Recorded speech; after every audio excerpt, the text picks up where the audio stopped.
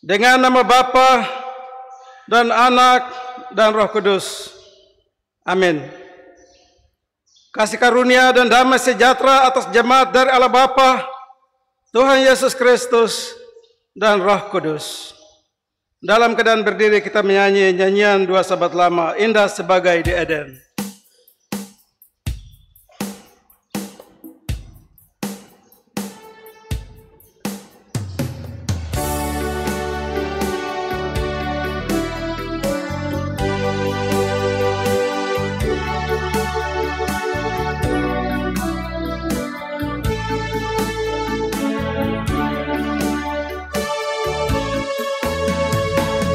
Indah sebagai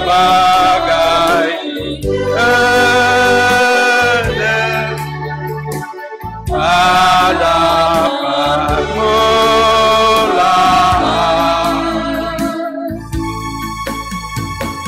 hutan dan rimba bunga tampak sedap. Marilah hari mulia. Marilah hari mulia. Hari penuh Allah. Di tengah kerjaku harap datang lekas. Saudara-saudara, dengarlah hukum Tuhan berdasarkan Keluaran pasal 20 ayat 3 sampai dengan 17. 1. Jangan ada padamu Allah lain di hadapanku. 2. Jangan membuat bagimu patung atau yang menyerupai apapun yang ada di langit di atas, atau yang ada di bumi di bawah, atau yang ada di dalam air di bawah bumi.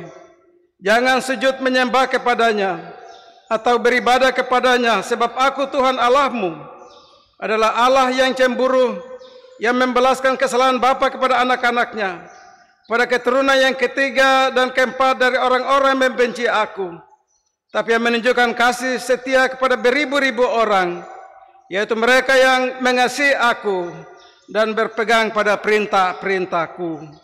3. Jangan menyebut nama Tuhan Allahmu dengan sembarangan, sebab Tuhan akan memandang bersalah orang menyebut namanya dengan sembarangan. 4. Ingatlah dan kuduskanlah hari Sabat. 6 hari lamanya engkau akan bekerja dan melakukan segala pekerjaanmu. Tapi hari ketujuh adalah hari Sabat Tuhan Allahmu. Maka jangan melakukan sesuatu pekerjaan engkau atau anakmu laki-laki, atau anakmu perempuan, atau hambamu laki-laki atau hambamu perempuan, atau hewanmu, atau orang asing di tempat kediamanmu. 5. Hormatilah ayahmu dan ibumu, supaya lanjut umurmu di tanah yang diberikan Tuhan Allahmu kepadamu. 6. Jangan membunuh. 7. Jangan berzinah. 8. Jangan mencuri. 9. Jangan mengucapkan saksi dusta tentang sesamamu. Yang terakhir, jangan mengingini rumah sesama manusia, jangan mengingini istrinya atau hambanya laki-laki, atau hambanya perempuan, atau lembunya atau keledainya, atau apapun yang dipunyai sesama manusia. Roh Kudus memampukan kita agar dapat melakukan hukum Tuhan ini dalam kehidupan kita hari lepas hari. Jemaat Tuhan, disilakan duduk.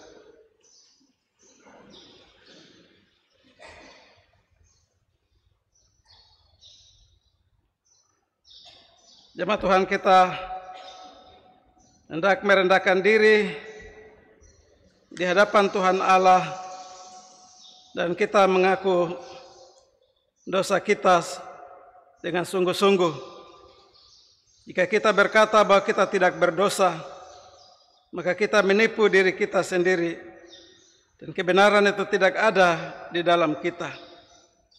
Jika kita mengaku dosa, maka Ia adalah setia dan adil, sehingga Ia akan mengampuni segala dosa dan menyucikan kita dari segala kejahatan.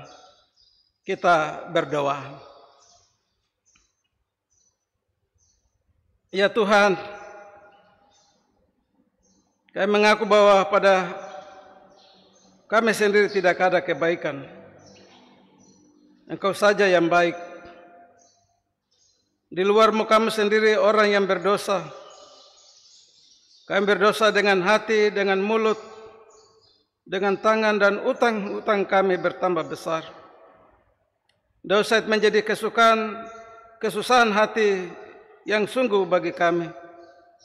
Dan pada kami sendiri tidak ada kuasa akan mengalahkan kejahatan itu.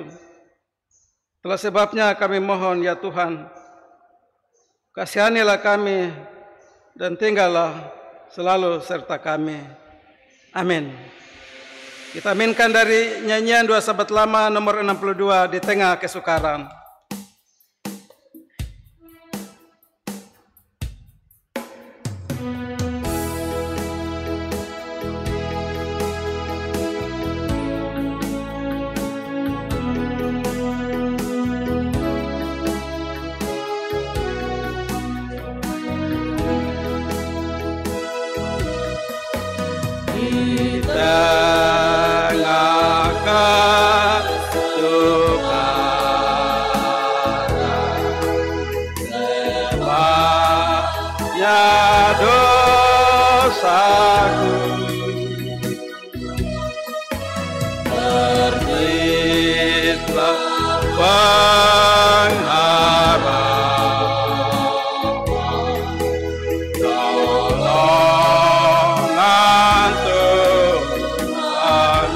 Kendati jalan sunyi susah payah, kendati jalan sunyi susah payah,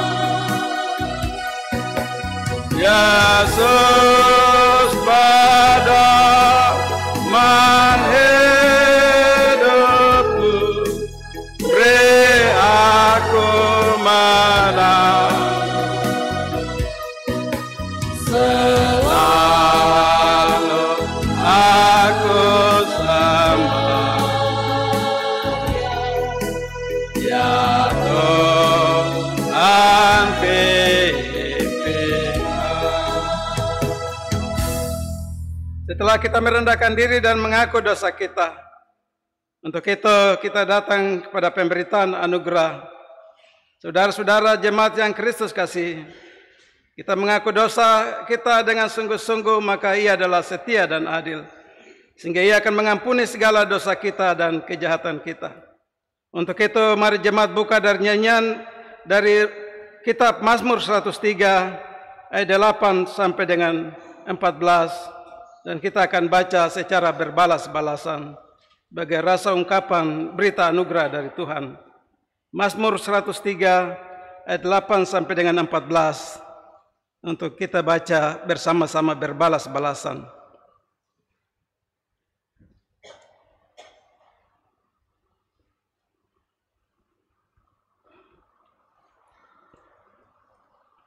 Saya akan baca ayat yang genap dan jemaat pada ayat yang ganjil, mulai dari ayat 8, 9 sampai dengan ayat yang ke-13.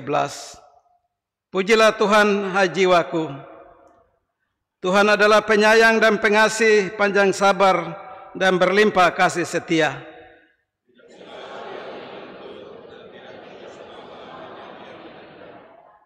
Tidak dilakukannya kepada kita setimpal dengan dosa kita, dan tidak dibalasnya kepada kita setimpal dengan kesalahan kita.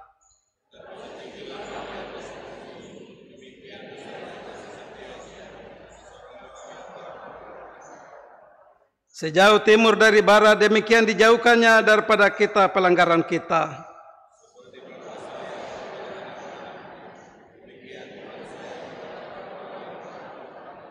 Kita aminkan dari nyanyian Dua Sahabat Lama nomor 62 tadi, beri kepadaku Tuhan iman yang pri teguh.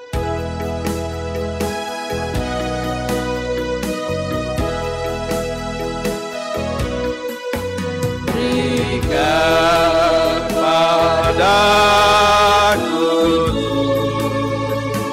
Tuhan iman yang pri teguh,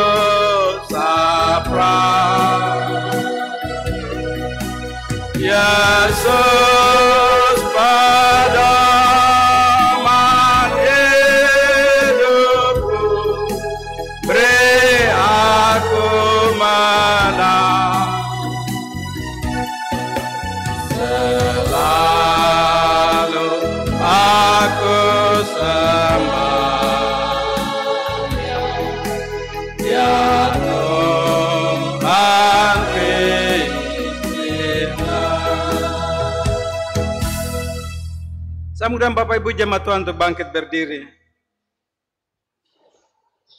Dalam persekutuan gereja Tuhan dari segala zaman dan di segala tempat, kita mengaku bersama-sama kepercayaan kita sesuai pengakuan iman rasuli. 3. Aku percaya kepada Allah, Bapa yang Maha Kuasa, Khalik langit dan bumi, dan kepada Yesus Kristus, Anaknya yang tunggal Tuhan kita, yang dikandung daripada Roh Kudus, lahir dari anak darah Maria, yang menderita di bawah pemerintahan Pontius Pilatus, disalibkan, mati dan dikuburkan, turun ke dalam kerajaan maut. Pada hari yang ketiga, bangkit pula dari antara orang mati, naik ke surga, duduk di sebelah kanan Allah, Bapa yang Maha Kuasa, dan akan datang dari sana untuk menghakimi orang yang hidup dan yang mati. Aku percaya pada Roh Kudus, gereja yang kudus dan am, persekutuan orang kudus, pengampunan dosa, kebangkitan daging, dan hidup yang kekal. Kupercaya dan kumohon.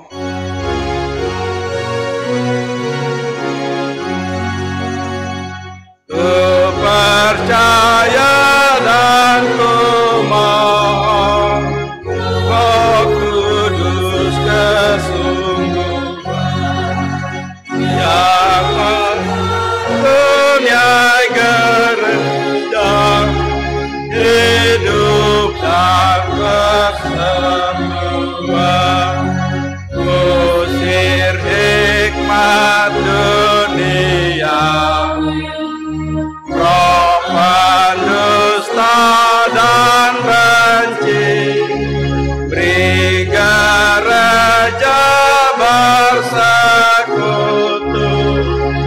dan percayanya jemaat Tuhan, silakan.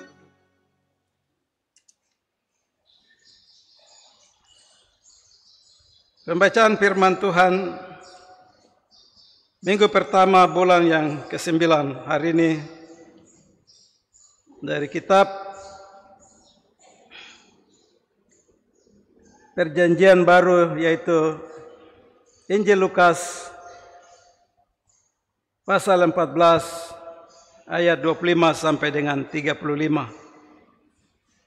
Injil Lukas pasal 14 ayat 25 sampai ayat yang ke-35.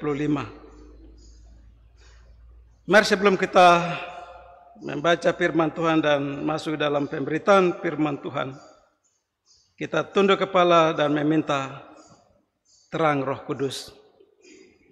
Kita berdoa. Tuhan kami yang Maha Kuasa, di hari Minggu pagi yang indah ini, sebagai persekutuan jemaat-Mu kami telah datang, berhimpun, bersekutu, memuji dan memuliakan akan kebesaran nama-Mu. Di saat ini kami hendak membaca, mendengar dan merenungkan bagian dari firman-Mu yang datang bagi kami di hari ini. Itulah sebabnya berilah keteduhan di dalam diri kami. Jadikanlah ruangan dalam rumah-Mu menjadi ruangan yang tenang, bahkan hati yang tenang untuk menerima firman-Mu. Bapa kami yang di sorga, kami telah membuka diri kami dan memohon Tuhan mengisi hati kami dengan firman-Mu dalam bimbingan dan tuntunan kuasa Roh Kudus. Diamkanlah setiap suara dalam hati kami, kecuali suara melalui firman-Mu. Sebab di dalam diri kami sendiri tidak ada kuasa untuk memelihara firman-Mu, kalau bukan Tuhan sendiri yang menulisnya di hati kami. Semoga hati kami tidak membatu dan kiranya Roh Kudus bekerja dan berkuasa menjadikan hati kami tanah yang subur, supaya firman-Mu bertumbuh berbuah lebat untuk hormat kemuliaan-Mu. Dalam nama Yesus Kristus, firman yang hidup, kami berdoa dan memohon pada Allah Bapa di surga. Amin. Saya akan baca untuk kita semua dari Injil Lukas pasal 14 ayat 25 sampai dengan 34, 35.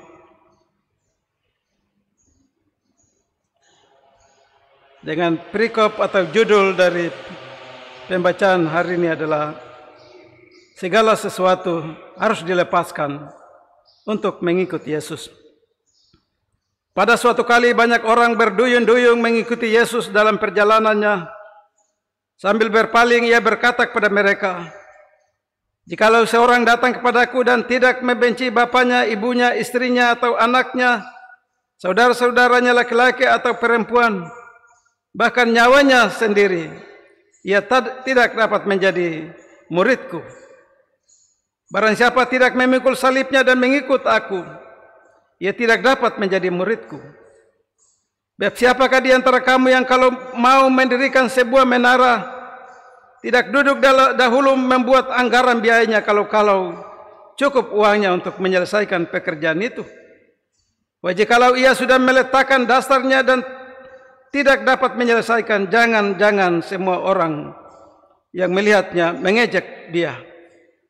Sambil berkata orang itu mulai mendirikan tetapi tidak sanggup menyelesaikannya. Atau raja manakah yang kalau mau pergi berperang melawan raja lain tidak duduk dahulu untuk mempertimbangkan apakah dengan 10.000 orang ia sanggup menghadapi lawan yang mendatanginya dengan 20.000 orang. Jikalau tidak, ia akan mengirim utusan selama musuh itu masih jauh untuk menanyakan syarat-syarat pendamaian. Demikian pula lah tiap-tiap orang di antara kamu yang tidak melepaskan dirinya dari segala miliknya tidak dapat menjadi muridku. Garam memang baik, tetapi jika garam juga menjadi tawar, dengan apakah diasingkan? Tidak ada lagi gunanya baik untuk ladang maupun untuk pupuk, dan orang membuangnya saja. Siapa mempunyai telinga untuk mendengar, hendaklah ia mendengar. Sampai di sini jauhnya pembacaan Alkitab. Berbahagialah semua orang mendengar firman Allah serta memelihara firman itu dalam hidupnya. Haleluya.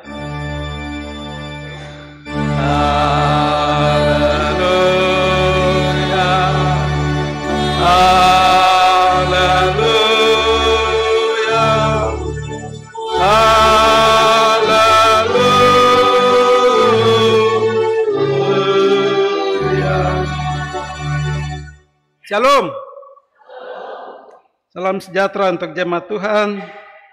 Tuhan berkati kita semua ketika hari ini kita ada di anak tangga yang ketiga, pribadi keluarga, hanya karena kasih sayang Tuhan. Dan kita juga boleh bawa diri kita semua di gereja hari Minggu, hari Kudus, hari Ahad, hari perhentian Tuhan, untuk mempersembahkan sebagai sebuah ibadah yang sejati di hadapan Tuhan.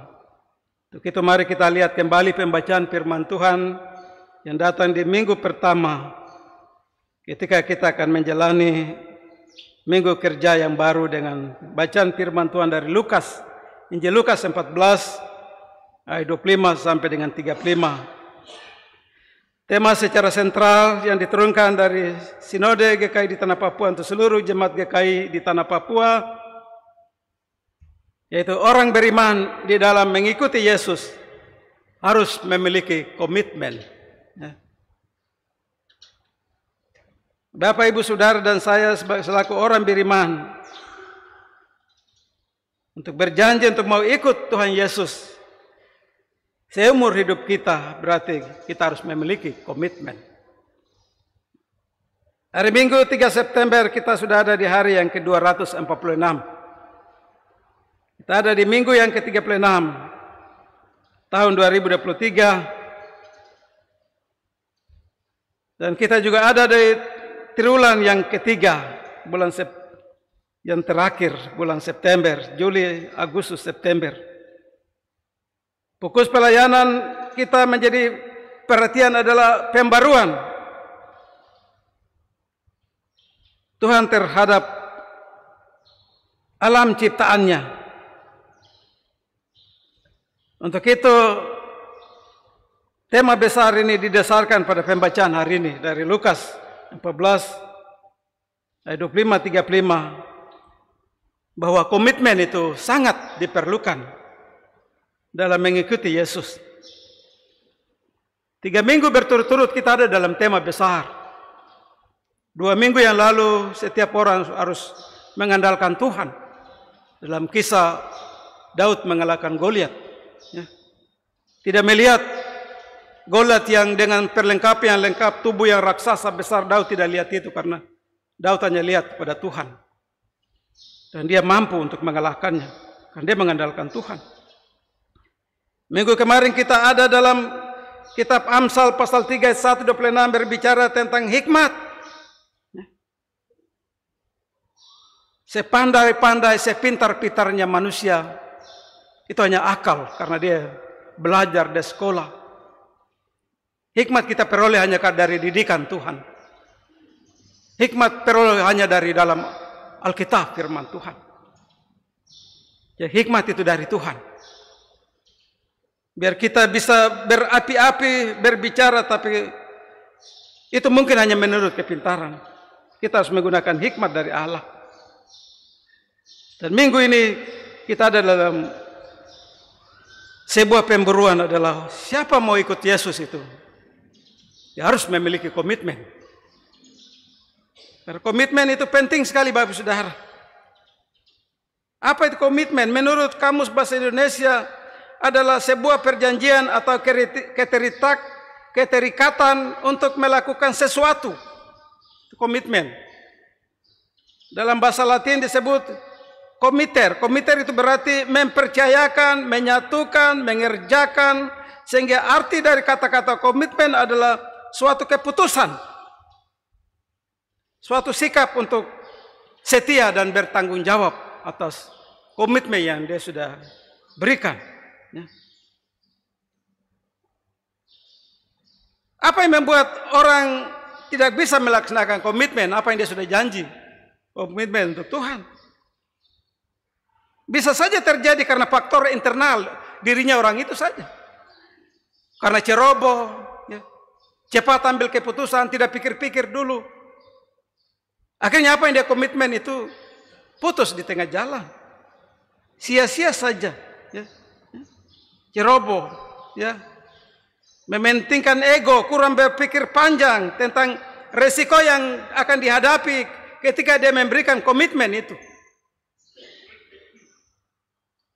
Komitmen juga bisa datang dari faktor eksternal, lingkungan di mana kita tinggal. Hanya ikut-ikut saja bujukan orang lain.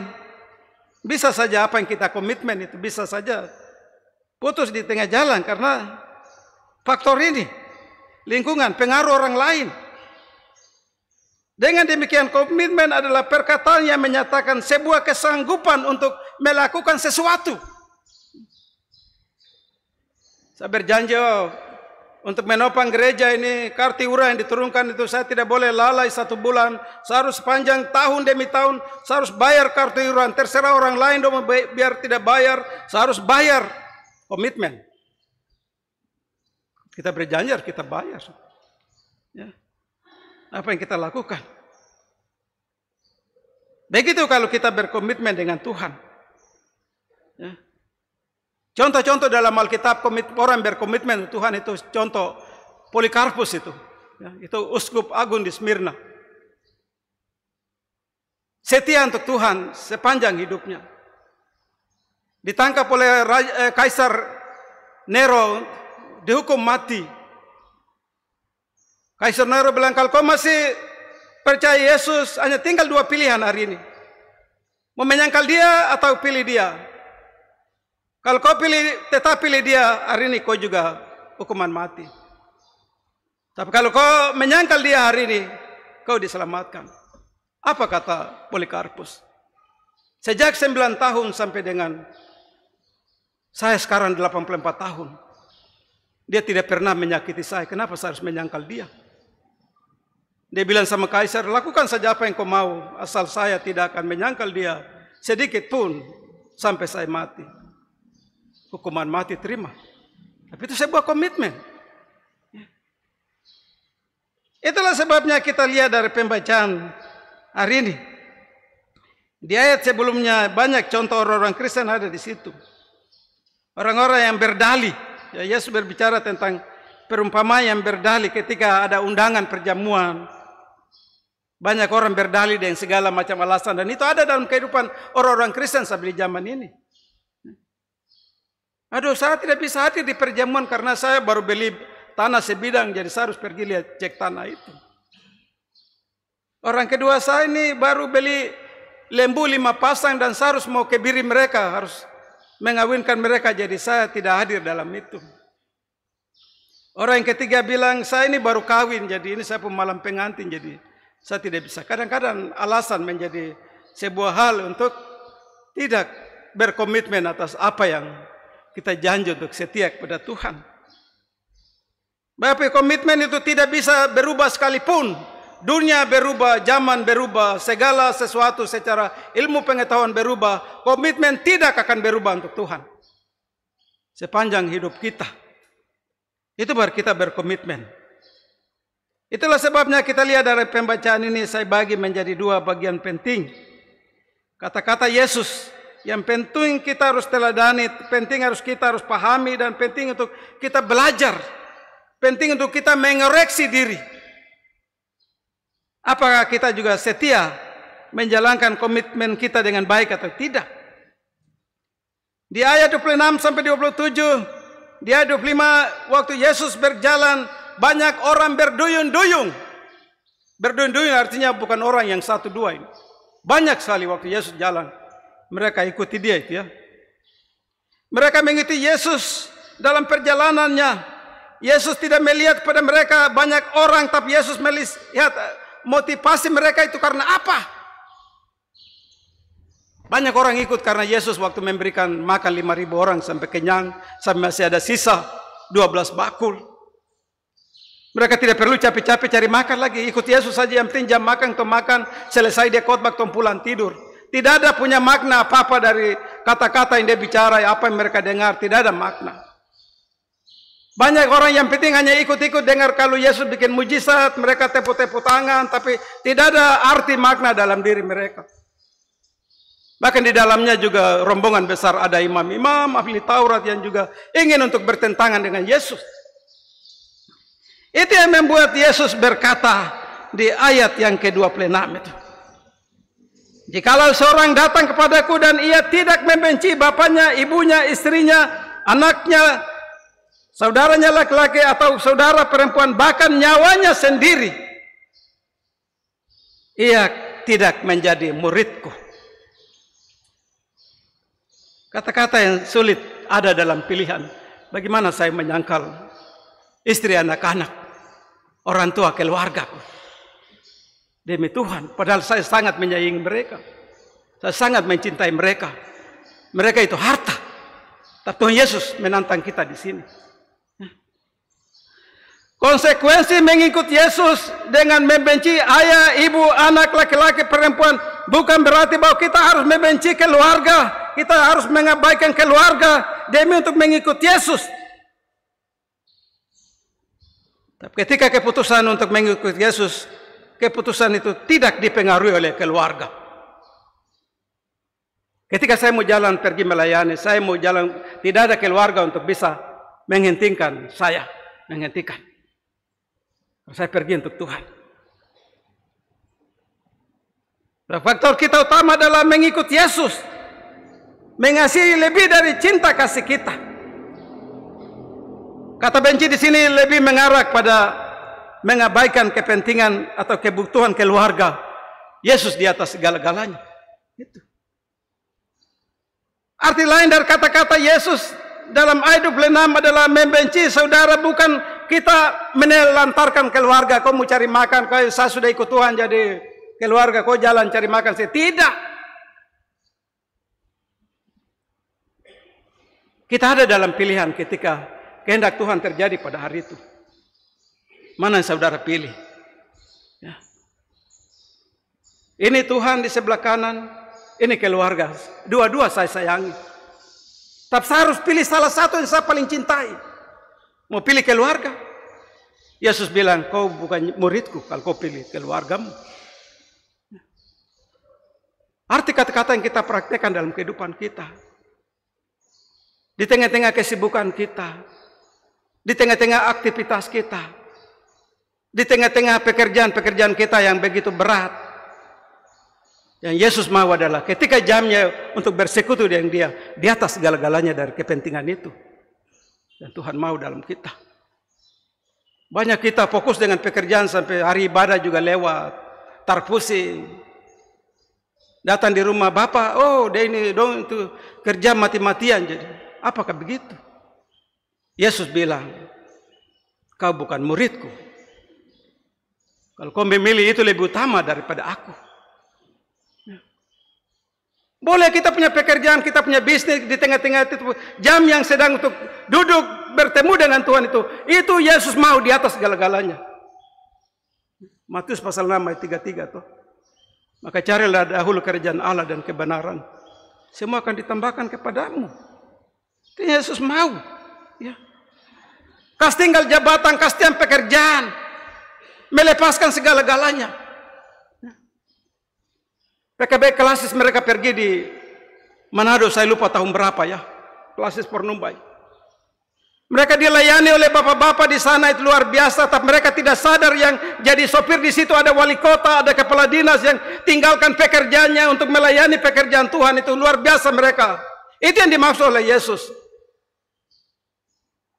Di tengah kesibukan kita, aktivitas kita, tetap jam dengan Tuhan di atas segala-galanya. Kas tinggal itu datang ibu ikut ibadah keluarga dulu, ikut ibadah PKB dulu. Setelah itu baru pergi lagi, lanjutkan tugas. Itu yang Tuhan mau.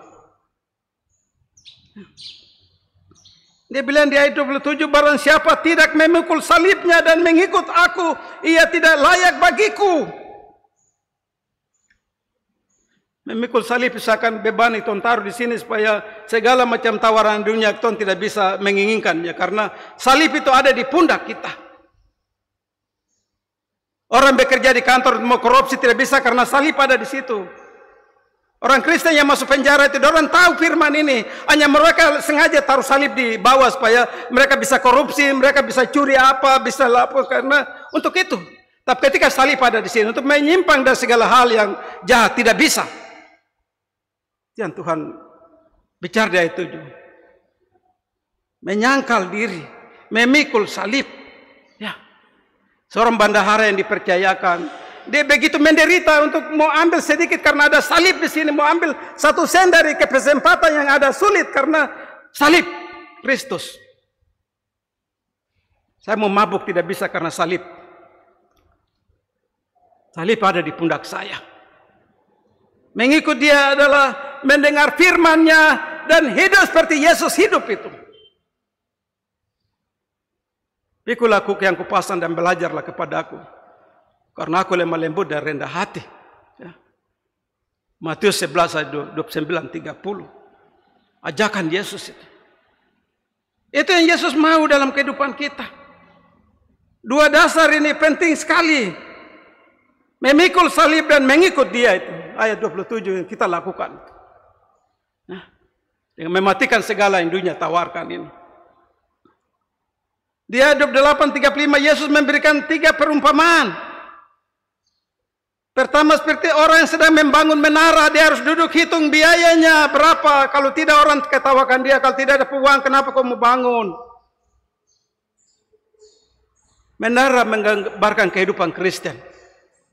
Tidak ada menara orang bangun condong, miring, menyamping. Kecuali menara Eiffel, itu memang kejadian dunia, keajaiban dunia.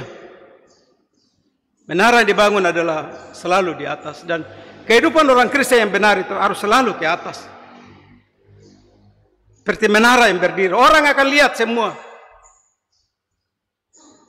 Orang melihat segala tingkah lakunya, cara kerjanya, cara hidupnya, kelakuannya, karakternya. Dilihat orang lain seperti menara yang berdiri. Menjadi contoh. Yesus sampai berulang-ulang kasih tahu ini. Kau duduk hitung dulu. Kalau kau mau setia ikut Yesus, kau ikut dulu. Segala resiko-resiko yang akan terjadi. Orang akan menghina engkau, orang akan cerita engkau, orang akan mencemooh engkau, orang akan memfitnah engkau. Itu resiko-resiko ketika kita setia untuk Tuhan. Pasti katakan dapat resiko-resiko itu. Itu yang Yesus berbicara tentang perumpamaan yang pertama tentang orang membangun menara. 2 kali ayat 28a dan 31. Duduk hitung dulu. Apakah kau bisa menyelesaikan atau tidak? Kekristenan kita itu harus sampai seumur hidup kita. Jangan sampai putus di tengah jalan. Bukan sekedar kita mau memulainya, tapi kita tidak bisa menyelesaikannya. Bisa saja perjalanan kita berhenti di tengah jalan kepercayaan kita. Anak-anak kita memilih iman yang lain karena ajaran orang tua tidak benar. Kawin dengan bukan satu keyakinan. Banyak di warga jemaat pengharapan, anak-anaknya yang kawin dengan keyakinan yang lain itu. Karena kesalahan di mana? Orang tua. Kau tidak hanya ajar anak-anak. Murtad. Kalau kita menyangkal iman kita. Banyak orang Kristen seperti itu. Mempermalukan Kristus. Mereka memulai, mereka telah membuat pengakuan iman. Tapi mereka tidak pernah melakukannya. Melaksanakan dengan baik. Yesus berbicara raja mana yang bisa berperang melawan raja yang lain. Kalau dia tidak hitung dia punya jumlah kekuatan dengan raja sana. Kalau memang tidak mampu, dia akan bikin persyaratan. Dia kirim utusan. Syarat damai itu bagaimana? Kedua contoh memberikan kita bahwa kalau mau ikut Tuhan Yesus, pertimbangkan baik-baik. Entah itu sebagai hamba Tuhan, sebagai warga jemaat yang baik. Ya. Hari Minggu kapal putih masuk, saya lihat di pelabuhan itu. Orang Kristen jualan di sana. Satu hari kamu datang gereja dulu kah? Kamu takut dengan hidup sampai kamu pergi jualan. Lihat itu, tidak ada orang lain, orang Kristen saja. Jual pinang, jual makanan, ketupat, keladi, apa semua di sana. Hukum Tuhan tadi jelas. Ingatlah dan kuduskanlah hari Sabat. 6 hari lamanya kau bekerja, hari ke-7 itu hari Sabat Tuhan. Istirahat. Jangan cari makan, jangan berjualan di hari itu, karena itu hari Tuhan. Tuhan sudah kasih 6 hari kau bekerja. Tapi orang Kristen masih buka kios, buka warung, buka usaha di hari Minggu. Dia makan lagi hari yang ke-7 lagi. Salah. Kalau kita setia kepada hukum Tuhan. Taurat itu. Tiap hari kita berdiri di minggu pertama, pendeta baca hukum Tuhan, telinga mendengar. Yesus bilang di ayat ini bagian terakhir, siapa yang punya telinga, hendaklah dia mendengar. Kadang-kadang kita juga bikin telinga tuli, tebal, tidak mau dengar. Di ayat 33, demikianlah pula lah tiap-tiap orang di antara kamu yang tidak melepaskan dirinya dari segala miliknya, ia tidak dapat menjadi murid. Karena bisnis, kalau ketinggalkan bisnis, kesempatan itu hilang. Ibadah terpenting, bisnis penting untuk keluarga punya hidup. Saudara bukan muridku. Tuhan Yesus bilang, ya. Kas tinggal segala harta, artinya di tengah-tengah kesibukan kita yang saya sudah ungkapkan tadi itu. Ketika ada jam bersekutu dengan Tuhan, kas tinggal segala-galanya. Datang ambil Tuhan punya bagian dulu. 1 jam saja dengan Tuhan. Baru kau kembali lagi ke sana. Hal yang memang sulit. Mungkin kita terlibat dalam satu persekutuan di lingkungan di mana kita tinggal. Dan ada sama-sama dengan ibu-ibu ada melakukan satu pelayanan. Tiba-tiba anak ada sakit. Aduh, kamu pergi sudah, saya ini ada anak sakit jadi. Tuhan Yesus bilang, mau cinta keluarga atau cinta untuk pelayanannya? Kalau cinta keluarga, kau bukan muridku. Walaupun itu anak saya, memang hal yang memang sulit kita disuruh harus memilih 2 pilihan ini. Keluarga atau pekerjaan Tuhan. Itu membuat kita terjebak di sini. Saya mengalaminya. 3 bulan saya punya anak opname. Gawat. Itu saya harus marah-marah. Bapak ini anak ada begini baru. Masa pergi pimpin ibadah lagi. Saya karena firman ini. Mau saya kasih tinggal itu nanti bilang kau bukan muridku. Di tengah-tengah anak ada gawat. Saya pergi melayani. Setelah melayani saya buka baju, saya ulang kembali ke rumah sakit lagi. Pentingkan yang Tuhan punya di atas segala-galanya. Dan Tuhan akan memberkati. Anak saya yang gawat itu bisa sembuh. Hanya dengan mengandalkan Tuhan saja. Ketika kita melakukan firman-Nya, dia tahu batas-batasnya di mana dia akan angkat kembali. Memulihkan, menyembuhkan. Kalau kita pilih Tuhan punya lebih utama dari segala-galanya. Itu yang katakan kita. Tas tinggal segala-galanya. Pilihan Tuhan punya lebih dahulu dulu. Baru kau kembali lagi lanjutkan kau punya pekerjaan. Bapak-bapak yang sibuk di kantor.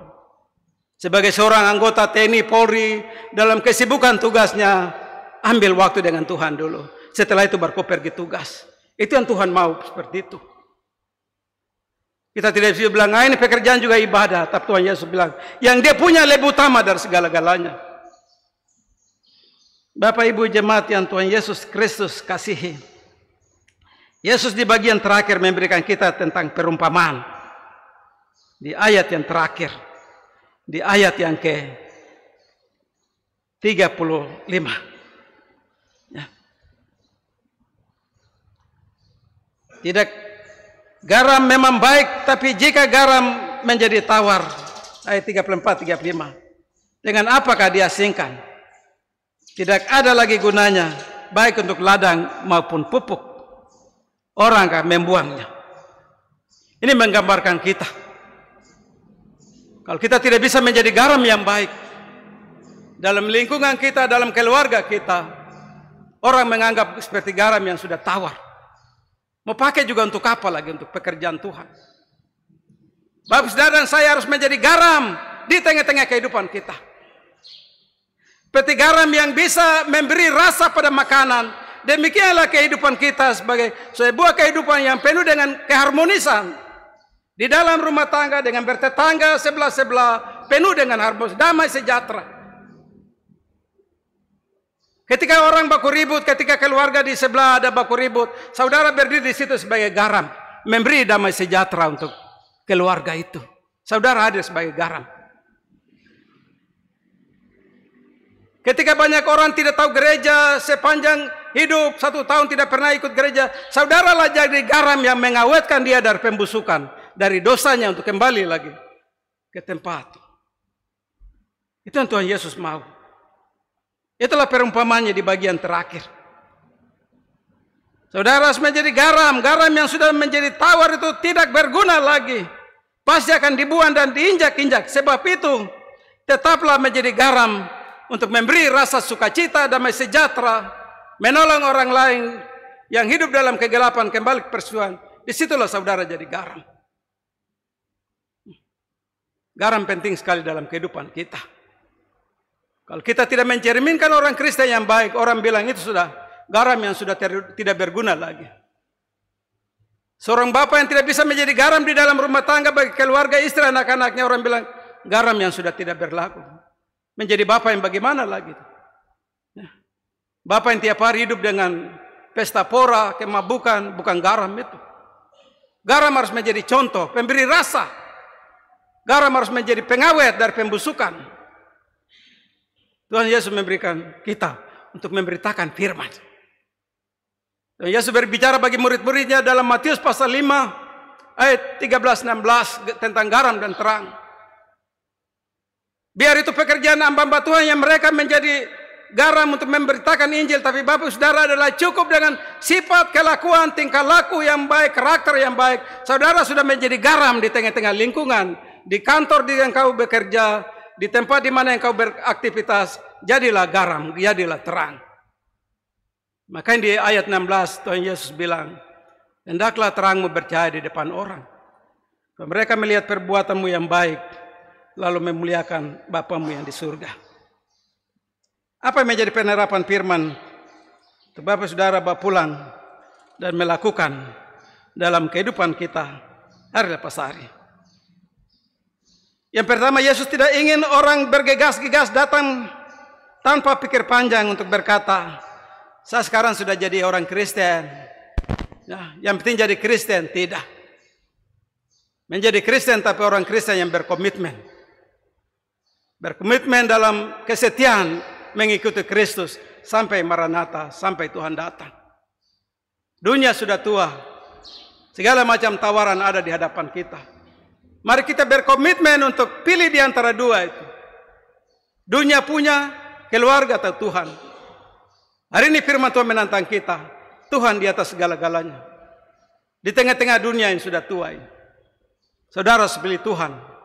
Dari segala kesibukan, dari segala aktivitas kerja, dari segala kepentingan keluarga, mari. Tuhan punya di atas segala-galanya. Pertanyaan, apakah harga yang perlu dibayar? Harga itu mahal sekali. Yesus sampai mengorbankan dirinya. Yesus bilang menjadi orang Kristen bukan kita mendapat segala fasilitas yang enak, tapi tidak. Masalah-masalah, tantangan-tantangan pasti akan menghadang kita, tapi kita berdiri. Kita jadi garam yang baik di tengah-tengah kehidupan kita. Firman Tuhan tidak bilang engkau karena pejabat, engkau karena punya tanggung jawab berat, engkau seorang pekerja yang punya tanggung jawab yang diberikan. Tidak. Firman Tuhan hanya bilang di tengah-tengah kesibukanmu, Tuhan punya di atas segala-galanya. Itu baru Bapak, Saudara, dan saya adalah murid-murid Tuhan. Bagi hamba Tuhan, sebagai penatua Syamas, sebagai orang Kristen, Anda telah memilih Yesus. Sanggupkah Anda berkomitmen dengan pilihan itu? Waktu yang nanti mengikuti kita. Apa yang Tuhan sudah janji untuk berkomitmen? Waktu yang kita jalani hari ini, besok yang akan menentukan setia atau tidak terhadap komitmen itu. Pulanglah dan renungkanlah itu. Tuhan memberkati kita. Amin.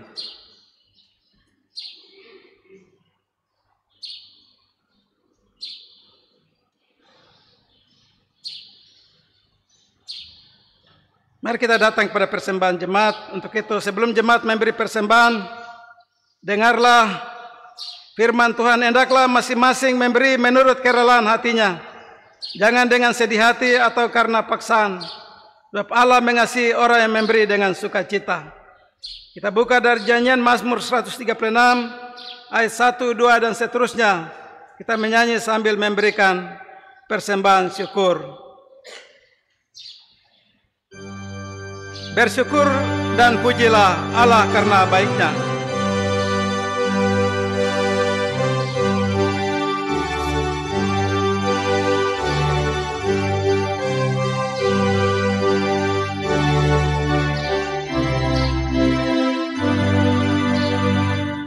Bersyukur dan pujilah Allah karena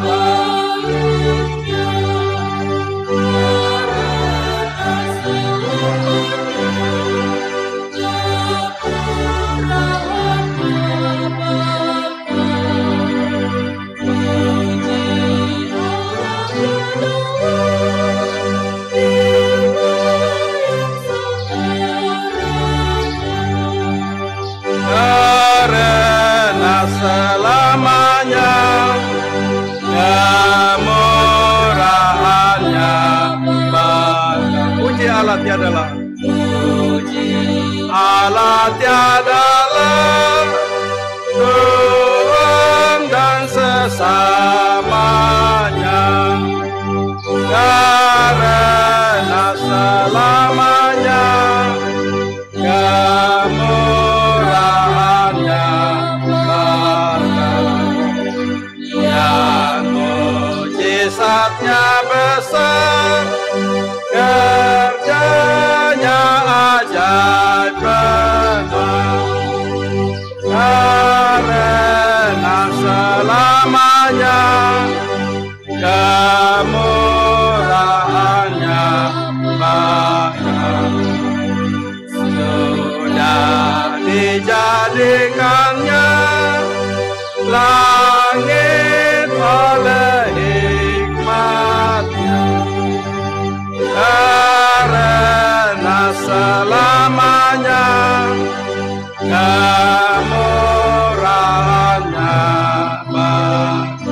Dia yang mendirikan, Dia yang mendirikan darat dalam lautan, karena selamanya kemurahannya banyak.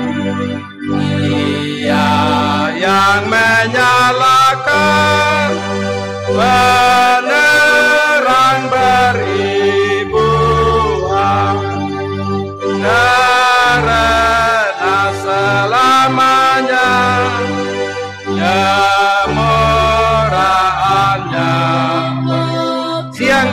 disuruhnya, yang telah disuruhnya, turut perintah Surya, karena selamanya kemurahannya. Bulan bintang cemerlang, bintang cemerlang, agar malam pun terang, karena selamanya kemurahannya. Dengan tanda kuatnya, tanda kuatnya, Israel dilepaskannya, karena selamanya kemurahannya. Oleh kuasa firman-Nya, oleh kuasa firman-Nya, laut kosong dibelah, karena selamanya kemurahannya. Israel aman dan senang, Israel aman dan senang, sampailah ke seberang, karena selamanya kemurahannya.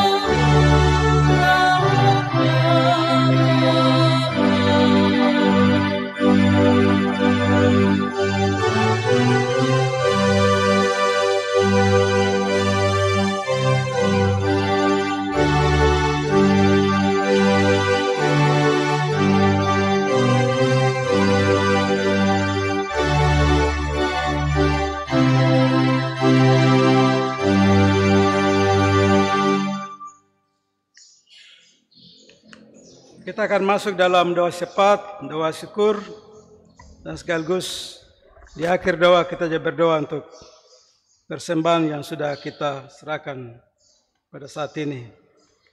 Mari kita berdoa. Terima kasih Tuhan, di awal ketika kita menjalani bulan yang baru, bulan September 2023, firman Tuhan menolong kami di tengah-tengah kesibukan kami, segala aktivitas kami, semua yang kami anggap, kami kasih, kami cintai. Firman Tuhan hari ini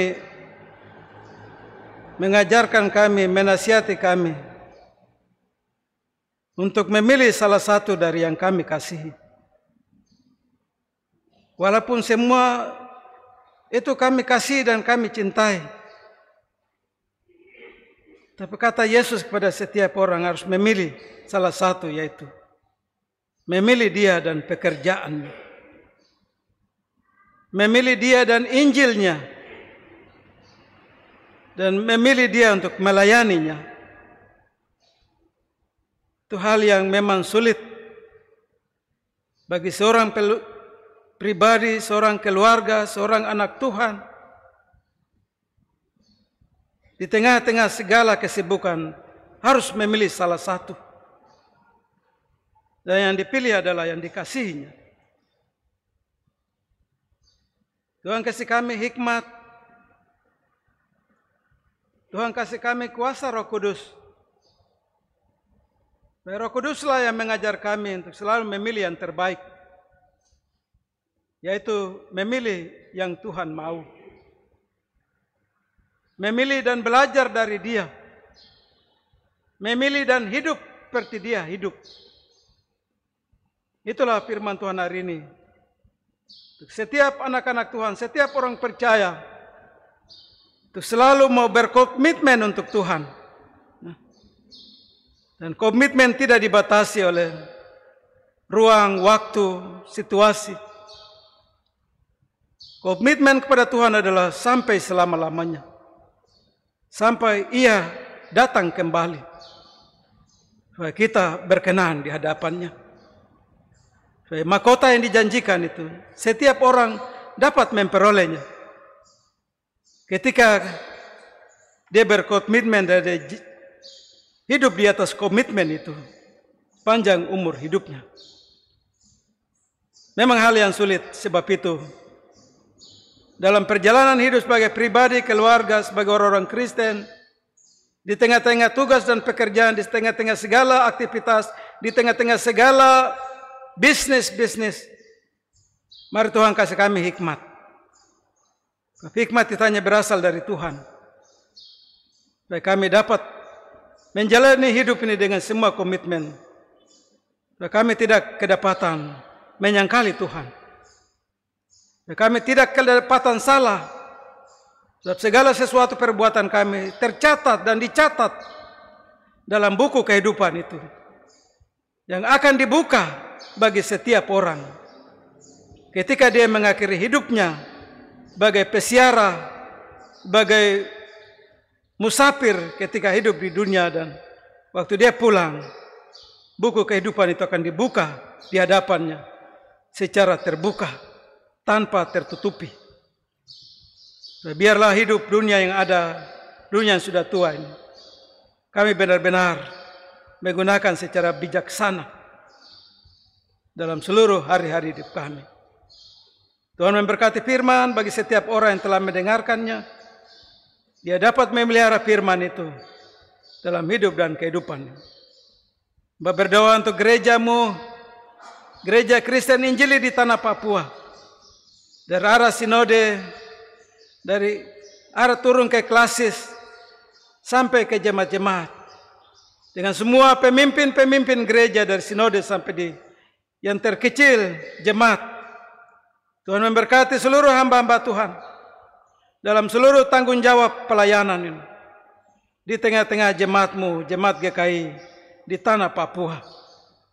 Berkatilah gerejamu, bahwa gereja tetap kokoh berdiri di atas komitmen.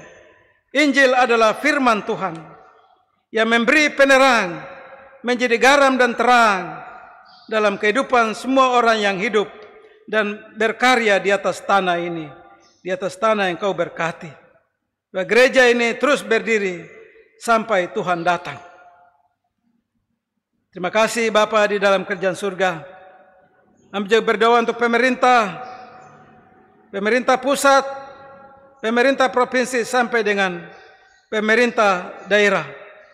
Semua pemimpin-pemimpin Tuhan yang kau berkati, dari pusat sampai di tingkat yang kecil di daerah, dalam tanggung jawab mereka bagi panjang tangan Tuhan untuk melaksanakan segala pekerjaan-pekerjaan, untuk melayani masyarakat, memberikan kesejahteraan dan kemakmuran. Daerah bangsa terberkati karena pemimpin yang berhikmat, pemimpin yang takut akan Tuhan, pemimpin yang selalu bersandar kepada Tuhan dan selalu mau diberi petunjuk hanya oleh Tuhan semata-mata. Secara khusus kami berdoa untuk situasi politik yang berlangsung di tanah air ini, dari pusat sampai dengan daerah-daerah. Politik bisa membuat situasi akan menjadi kerusuhan, situasi akan bisa menjadi rusak, tapi Tuhan Engkau memberkati agar semua orang, anak-anak bangsa dalam berpolitik, tetap mereka takut akan Tuhan, untuk menjaga stabilitas keamanan bangsa dan negara, lebih penting di atas segala-galanya daripada kepentingan pribadi. Itulah sebabnya kami taruh semua pemimpin dan tugas pekerjaan mereka ke dalam tangan Tuhan semata-mata. Terima kasih Bapa di surga. Hamba juga berdoa untuk semua hamba-hamba Tuhan, pendeta, guru Injil, guru jemaat, penatua dan syemasi, semua orang yang melayani Tuhan di atas tanah Papua dalam pekerjaan-pekerjaan yang Kau amanatkan pada mereka. Tuhan, Engkau memberkati mereka, keluarga mereka, istri, suami, anak-anak, seisi rumah. Tuhan, Engkau berkati seluruh hamba-hamba Tuhan dalam seluruh tanggung jawab pelayanan. Bapa di dalam kerajaan surga, hamba juga berdoa untuk pergumulan-pergumulan dan kebutuhan-kebutuhan dalam jemaat-Mu. Jemaat GKI Pengharapan Jayapura. Tuhan, Engkau memberkati dari pelaksana harian majelis jemaat sampai dengan alat-alat kelengkapan dalam jemaat, unsur-unsur tingkat jemaat sampai dengan unsur-unsur yang ada di tingkat rayon, di 9 rayon. Tuhan, Engkau memberkati dalam seluruh tugas dan tanggung jawab pelayanannya. Diberkati oleh Tuhan. Tuhan, Engkau juga memberkati Badan Pengawas Perbendaharian Gereja BPPG dalam tanggung jawab untuk mengawasi keuangan di gereja, secara khusus di Jemaat GKI Pengharapan Jayapura. Engkau memberkatinya. Hamba juga berdoa untuk jemaat yang ada di rayon Gajah Putih yang dipercayakan menjadi tuan dan nyonya dalam pelaksanaan sidang jemaat ke-33. Sampai dan saat ini mereka sedang ada dalam usaha pencarian dana yang masih belum mencapai target. Sebab itu Tuhan memberkati panitia, Engkau buka jalan bagi mereka supaya apa yang mereka rencanakan, apa yang mereka usahakan dapat tertolong, supaya pada waktunya yang dimana sudah ditetapkan oleh Badan Pekerja Klasis Pernumbai bahwa sidang jemaat akan dilaksanakan pada tanggal 10 November 2023. Dan semua rencana ini kami bawa dan taruh ke dalam turut campur tangan Tuhan. Pada harinya tidak ada kendala, tidak ada halangan. Kami dapat melaksanakan seluruh evaluasi pelayanan di Jemaat GKI Pengharapan Jayapura. Kami juga berdoa untuk para pelayan firman yang ada di Jemaat Pengharapan, Bapak Ibu Pendeta, Bapak Ibu Penatua dan syemasi, pengasuh-pengasuh sekolah minggu, koordinator-koordinator, urusan koordinator-koordinator, unsur, baik tingkat jemaat sampai dengan tingkat rayon. Tuhan memberkati hamba-hamba Tuhan dalam seluruh tanggung jawab pelayanan di tengah-tengah jemaat-Mu. Kami juga berdoa untuk panitia pembangunan yang dimana pada saat ini sedang ada dalam sebuah rencana dan pergumulan. Kami percaya sesuatu yang baik untuk hormat kemuliaan Tuhan ada bersama-sama. Sebab itu semua kesiapan-kesiapan dan rencana-rencana tentang pembangunan gereja ke depan ini, kami taruh semuanya ke dalam tangan Tuhan. Engkau memberkatinya. Hamba juga berdoa untuk ibadah syukur yang ditandai dengan beberapa kegiatan berdirinya Jemaat GKI Pengharapan Jayapura yang pada tanggal 9 November atau 9 September tepat 61 tahun. Untuk itu ada kegiatan-kegiatan gerak jalan santai untuk menyongsong hari berdirinya gereja ini. Dengan semua kesiapan-kesiapan dilakukan baik di PMJ maupun sampai dengan ke rayon. Tuhan, Engkau memberkati supaya pada harinya, pada hari Jumat, tanggal 9, kami semua boleh datang untuk mensyukuri kebaikan Tuhan, berdirinya gereja ini di tengah-tengah pusat kota Jayapura yang kami cintai. Engkau memberkati semua ini Tuhan. Terima kasih Bapa di surga. Hamba juga berdoa untuk seluruh jemaat di GKI di Tanah Papua dan termasuk kami di Jemaat GKI Pengharapan Jayapura di sepanjang bulan September yang telah ditandai dengan bulan bina keluarga. Tuhan memberkati setiap keluarga-keluarga dalam rumah tangga. Ada pembaruan di mana setiap rumah tangga ada pujian yang dinaikkan, ada firman Tuhan yang dibacakan, ada doa-doa yang didoakan dari setiap rumah tangga dalam menyongsong bulan bina keluarga yang sudah kami jalani sampai hari ini di anak tangga yang ketiga. Semua program dari sinode sampai di klasis sampai di jemaat, taruh semuanya ke dalam tangan Tuhan. Semua yang kami persembahkan di sepanjang bulan ini, lewat bulan bina keluarga, lewat mesbah-mesbah doa keluarga di rumah-rumah masing-masing. Roh Kuduslah yang bekerja berkuasa. Setiap rumah tangga menyadari untuk berkomitmen di sepanjang bulan ini, tidak satu hari pun mereka lalai tapi setiap hari mereka selalu ada dalam doa keluarga, dalam rangka menjalankan bulan bina keluarga bulan September ini. Terima kasih Bapa di dalam surga. Hamba juga berdoa untuk warga jemaat yang berulang tahun di minggu yang berjalan ini, warga jemaat yang sedang ada dalam sakit, baik di rumah maupun di rumah sakit, mereka yang stroke, mereka yang mengalami kelemahan tubuh. Tuhan Yesus dengan kuasa-Mu datang dan jamah kekasih-kekasih di tempat pemberingan mereka, pulihkan dan sembuhkan apapun sakit penyakit di dalam nama Yesus orang Nazaret. Kami juga berdoa untuk warga jemaat yang dirundung duka. Tuhan menguatkan mereka, menghibur mereka dengan firman-Mu, supaya mereka juga boleh bersyukur di tengah-tengah duka yang mereka alami. Janda dengan keluarganya, duda dengan keluarganya, orang-orang yang tua yang sudah lanjut usia dalam kehidupan mereka, bahkan anak-anak yatim piatu, kami taruh semuanya ke dalam tangan Tuhan. Terima kasih Bapa di dalam kerajaan surga. Kami juga berdoa untuk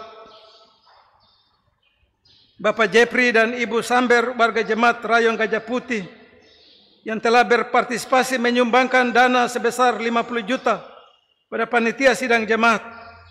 Tuhan memberkati keluarga ini dengan segala berkat kekayaan surga ketika mereka memberi untuk gereja-Mu. Kami juga berdoa untuk majelis jemaat yang bertugas pada ibadah pagi ini, yaitu koordinator dan seluruh penatua dan semas yang ada di Rayon Aspol. Tuhan memberkati semua pelayanan mereka. Tuhan memberkati hamba-Mu, pemain organ Bapak Penatua Yenuse, yang dimana tinggalkan tugas jabatan tapi ia mau duduk untuk melayani lewat talenta yang diberikan. Pribadi, jabatan, tugas, keluarga, istri, anak-anak, Tuhan berkati. Pemandu puji-pujian Ibu Desi, Manupandu, Pasiwarisa berkati, dan talentanya untuk memandu puji-pujian. Operator sound system, tim multimedia yang sudah meliput seluruh pelaksanaan ibadah pagi, Tuhan Engkau memberkati semua. Tuhan juga memberkati semua pegawai gereja yang setia mengatur gereja ini, mengurus parkiran, mengurus kebersihan sebagai orang-orang Lewi. Semua pelayan mereka Engkau berkati bersama-sama dengan keluarga mereka, istri, anak-anak, Tuhan Engkau berkati. Selesai ibadah yang jemaat akan pulang, Tuhan antar pulang dengan selamat. Bahkan seluruh pelayanan di minggu kerja yang baru, dalam ibadah-ibadah keluarga, ibadah unsur, ibadah-ibadah syukur, dengan seluruh pelayan firman yang akan melayani, hamba taruh semuanya ke dalam tangan kasih Tuhan. Engkau memberkatinya. Terima kasih Bapa di surga. Akhir dari semua itu, Tuhan memberkati setiap Bapak Ibu Saudara yang hadir dalam ibadah ini, yang telah memberikan persembahan, baik lewat tangguh kolekta yang dijalankan, maupun persembahan yang langsung diantar oleh jemaat ke kotak yang ada di depan altar, yang ada di tengah, yang ada di balkon atas, peti diakonia, peti pembangunan, peti untuk menopang aksi 5 menit untuk menopang kegiatan bulan bina keluarga, peti-peti yang ada di pintu-pintu masuk. Bahkan ada pribadi dan keluarga yang telah membawa pengucapan syukur dan persepuluhan. Ada satu keluarga yang membawa pengucapan syukur, dua keluarga membawa satu keluarga membawa pengucapan syukur karena di tengah-tengah keluarga ada yang berulang tahun, dan dua keluarga karena berkat Tuhan, dan 9 keluarga membawa persepuluhan. Tuhan yang mengetahui keluarga-keluarga ini, Engkau memberkati mereka dengan seluruh wujud pemberian mereka. Dan biarlah persembahan yang kami berikan di hari ini dipakai untuk menopang pelayanan pekerjaan Tuhan. Secara khusus di Jemaat GKI Pengharapan Jayapura dengan 9 rayon pelayanan, di Klasis Pornumbai, di Sinode GKI, di mana saja uang gereja dipakai untuk pekerjaan Tuhan di atas tanah yang Kau berkati. Terima kasih Bapa di surga. Akhirnya kami minta ampun apabila dalam seluruh kehidupan kami ada banyak salah, dosa, dan pelanggaran yang kami buat di hadapan-Mu. Mari Engkau sucikan kami, kuduskan kami, layakkan kami, buat tidak menjadi halangan, rintangan dalam berkat-berkat yang Kau sudah siapkan di minggu kerja yang baru.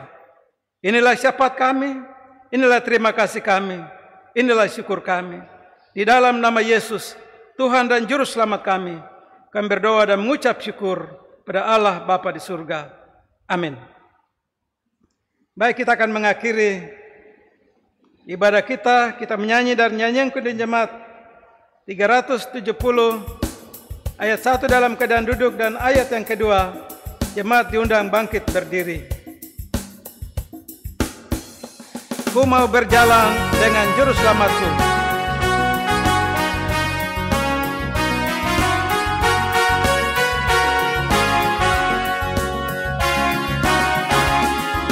Ku mau berjalan dengan Juru Selamatku di lembah berbunga di sejuk, ya kemana juga aku mau mengikutnya, sampai aku tiba di negeri Baka. Ikut, ikut, ikut Tuhan Yesus.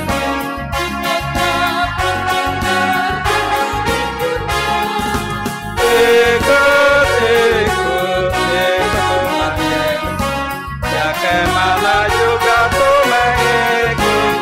Jemaat Tuhan bangkit berdiri. Mau berjalan dengan Juru Selamatku di lembah gelap, ada yang menderu. Aku tidak takut dari bahaya apapun, bila ku dibimbing tangan Tuhan. Ikut, ikut, ikut, ikut, ikut Tuhan Yesus.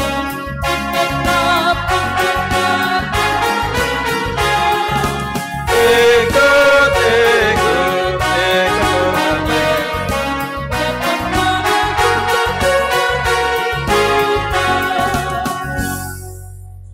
Bapak Ibu jemaat yang terkasih, arahkanlah hati kita kepada Allah dan terimalah berkat Tuhan dan pergilah dengan sukacita. Tuhan memberkati engkau dan melindungi engkau. Tuhan menyinari engkau dengan wajahnya dan memberi engkau kasih karunia. Tuhan menghadapkan wajahnya kepadamu dan memberi engkau damai dan sejahtera. Amin. Amin. Amin.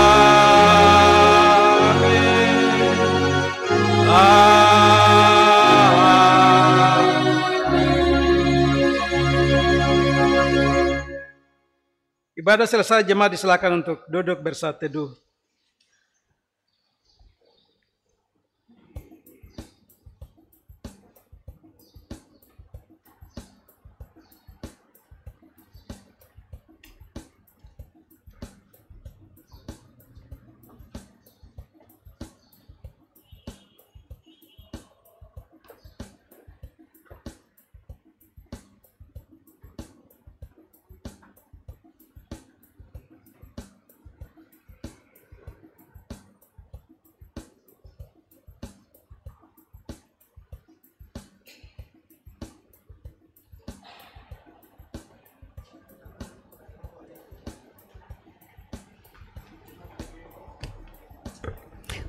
Jemaat diundang berdiri. Kita akan akhiri ibadah di pagi hari ini dengan melakukan nyanyian Kidung Jemaat 370 ayat yang ketiga.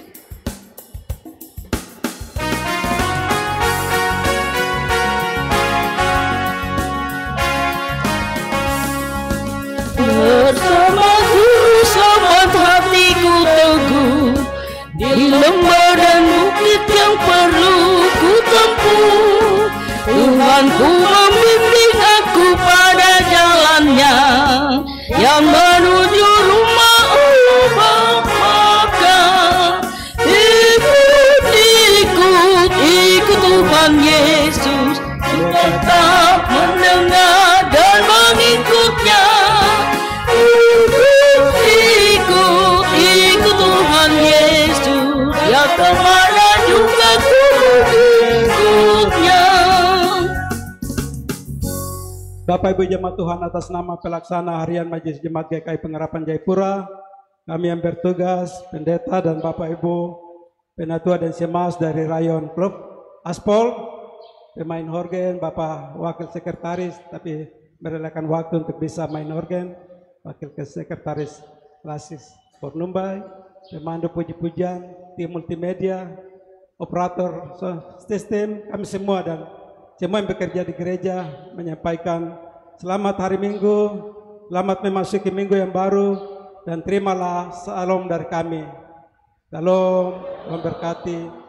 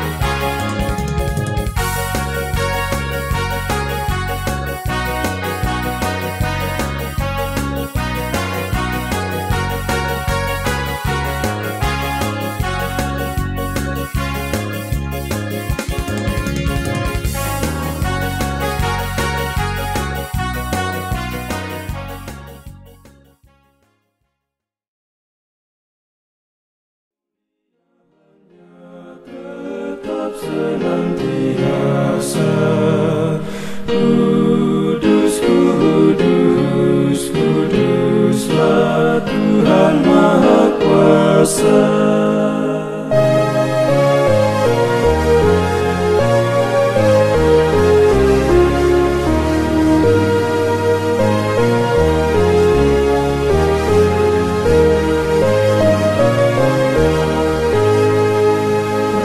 Rasulmu di tempat kemuliaanmu, nabi dan syahidmu